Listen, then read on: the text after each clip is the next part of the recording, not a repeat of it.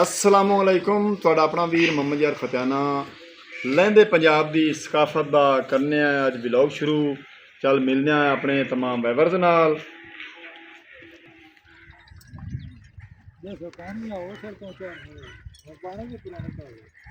केड़ी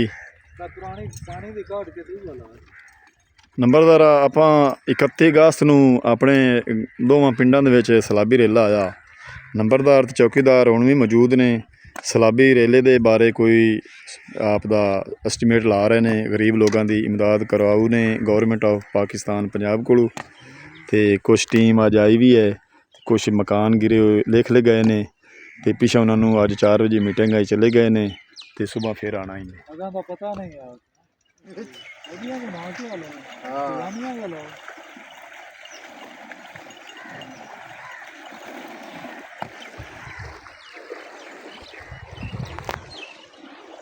अला इत्थे हो जा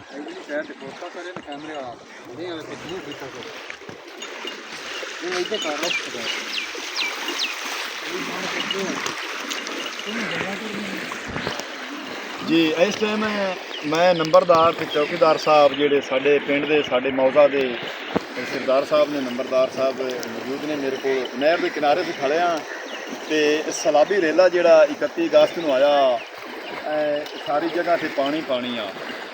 कुछ लोगों के गरीब लोग मजदूर लोग इत्थे रहायश पजीर आन, उन्हां दियां मकान जेडे हैं ना वो ढह गया गिर गया। कच्चे मकान सार के ते छप्पर दियां खाने दियां छत्तां गाद के ते आपकी जिंदगी का वसेरा करते पे हैं।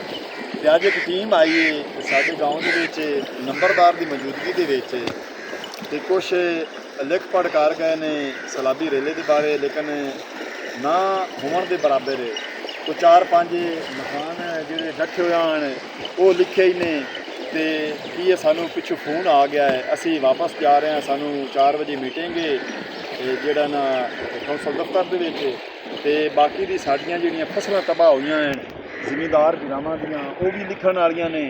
ते साडे 2 पिंड ने, दादन नवां ते दादन पुराना। ते साडे 2 पिंडां दी जिहड़े बाकी दे घर डिग्गे हुए ने, घर डटे हुए ने, दीवारां 4 दीवारी डिग्गी हुई है। हाँ जी, फसलां तबाह हुई जिहड़ियां गल गई हैं वो सारियां लिखण वालियां पईयां ने। 40 मुरब्बा नंबर दे विच 40 मुरब्बे साडे 2 पिंडां दे फसलां जिहड़ियां हैं ना वो लिखण वालियां सारियां पईयां ने। ते पता नहीं हुण कल नूं या परसों नूं गौरमेंट ऑफ पाकिस्तान पंजाब की मरियम निवाज की टीम साडे पिंड च सर्वे वाली आंदी है या नहीं आंदी इहदा सानू इलम नहीं है, लेकिन असी इमदाद के हकदार हाँ। साडी गौरमेंट ऑफ पाकिस्तान पंजाब मरियम निवाज इमदाद करना चाहिए है जिहड़े गरीब लोगों के घर ढह गए ने और जिन्हां दियां फसलां जिहड़ियां न तबाह हो गई सलाबी रेले नाल। जी लहंदे पंजाब की सकाफत का इस तरह व्लॉग बना के तुहाडे तक पहुँचाते रहांगे। तुसीं साडे नाल जुड़े रहना। साडा YouTube channel Faizan village vlog 555 नूं सबसक्राइब भी कर लेना, लाइक भी करना, अगे दोस्तों शेयर भी करना ताकि आने वाली वीडियो तुहाडे तक आसानी नाल पहुँच सके। तो हुण तुहाडे कोल तुहाडा अपना वीर मोहम्मद यार फतेहाना लैंदा इजाजत। अपना ढेर सारा ख्याल रखना, सानू दुआ याद रखना। कल मिलांगे नवें व्लॉग नाल, तब तक अल्लाह हाफिज़।